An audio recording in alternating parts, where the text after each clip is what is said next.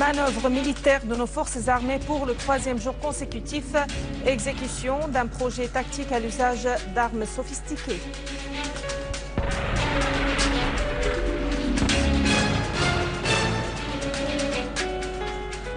Annan affirme depuis Téhéran l'importance du désarmement des groupes armés en Syrie et Salehi fait noter que l'ingérence de certains pays a fait prolonger la crise.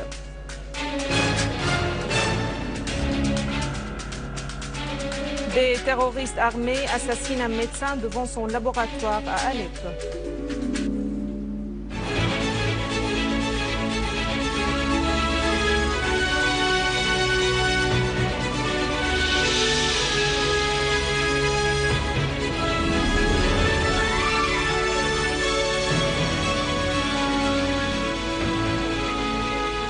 Bon après-midi et bienvenue dans ce journal.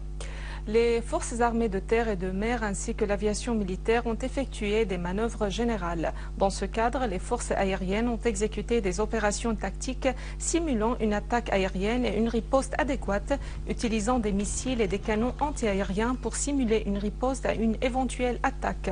Le repérage des cibles aériennes et terrestres supposées ennemies a été effectué avec précision, de même que la riposte a été illustrée par la destruction massive des forces supposées ennemies. Les forces aériennes ont pu prendre part à ce plan avec succès et compétence puisque les objectifs simulés ont été bien touchés.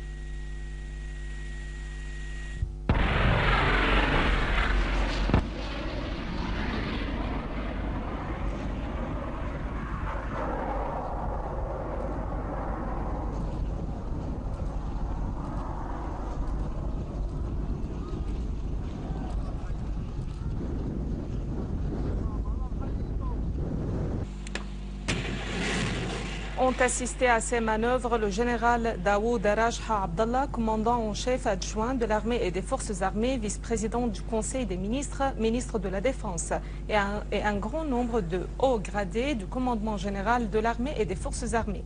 Le général Rajha s'est félicité du niveau supérieur d'entraînement qui s'est illustré à travers la performance et l'exécution des manœuvres de nos forces aériennes. Le vice-ministre russe des Affaires étrangères, Mikhail Bogdanov, a appelé à une nouvelle réunion du groupe d'action sur la Syrie. Dans une déclaration à l'agence russe Interfax, Bogdanov a clarifié que son pays était d'accord sur la tenue de cette réunion à Genève, affirmant que les entretiens avec le représentant de l'opposition syrienne étaient axés sur la mise en œuvre du plan Annan, en prélude à un processus politique qui mènerait à une solution pacifique à la crise en Syrie.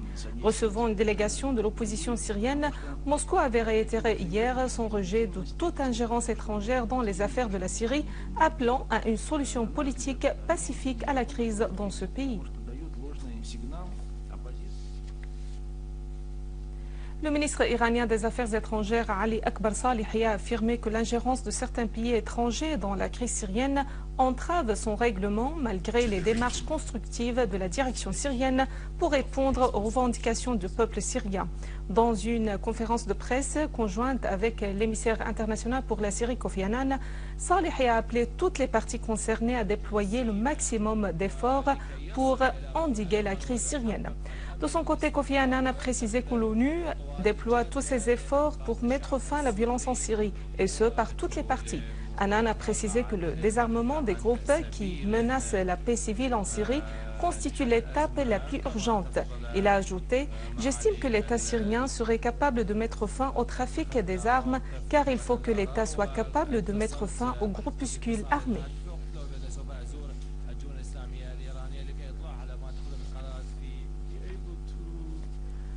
Et dans un entretien accordé au correspondant de Reuters à Abu Dhabi hier, le ministre iranien des Affaires étrangères Ali Akbar Salehi a précisé que l'Iran soutient le plan Annan, ajoutant que les groupes armés sont soutenus par plusieurs pays qui les incitent à brandir les armes face à l'État. Ce soutien de la part des pays régionaux envenime la crise en Syrie. Ils doivent au contraire cesser toute ingérence en Syrie, convaincre tous les côtés de dialoguer et de cesser tout acte de violence, a insisté Salehi. Ce dernier a conclu que l'Iran est pour que l'opposition s'assoie à une table de négociation avec le gouvernement syrien en toute indépendance, car c'est le peuple syrien qui décidera lui-même de son avenir.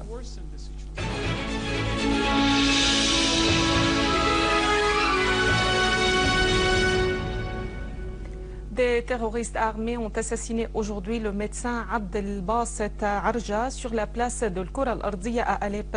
Une source au gouvernorat a indiqué que des terroristes avaient tiré sur le médecin Al-Arja au moment où il se rendait à son laboratoire d'analyse médicale dans le quartier Saif el-Daoula au centre de la ville. Le médecin Al-Arja a succombé à ses blessures après avoir été hospitalisé dans l'hôpital civil d'Alep. À Talkalakh, les gardes frontières ont repoussé la nuit dernière plusieurs tentatives d'infiltration de groupes terroristes armés à partir des territoires libanais vers la Syrie. Une source à la préfecture de Homs a indiqué que les groupes terroristes ont ouvert le feu en direction des gardes frontières à Jisr al-Qimar, Jisr Abou Soued à partir des localités frontalières de Harmouch, Armouta, Arida, Noura et Ad-Dalia, essayant de s'infiltrer en territoire syrien. Les deux terroristes Ayman Mohamed Rabi et Yasser Fawzi Al-Abd ont reconnu avoir formé des groupes terroristes dont le soi-disant brigade Hommes libres du Dieu. Dans des aveux diffusés hier par la télévision syrienne, les deux terroristes ont affirmé avoir commis des crimes de tuerie et d'enlèvement, dont l'assassinat de l'homme d'affaires Mahmoud Ramadan à Alep. Ils ont de même reconnu avoir exécuté un attentat à la voiture piégée dans le quartier As-Soukari à Alep.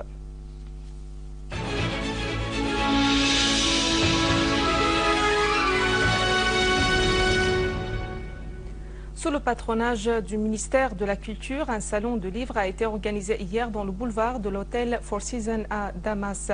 Cette manifestation culturelle est la première du genre quant à la coopération entre des sociétés civiles, des institutions du secteur privé et le ministère de la Culture qui a procédé à l'exposition de ses publications de 2008 jusqu'à présent. C'est une exposition de livres organisée par le secteur privé. Des gens illuminés qui considèrent parfaitement et ont une prise de conscience tout à fait profonde de l'importance du livre, de l'importance de la lecture pour une ouverture culturelle. Donc je les remercie très vivement. Par la culture, on achève notre journal, mais voici un rappel des principaux titres. Manœuvre militaire de nos forces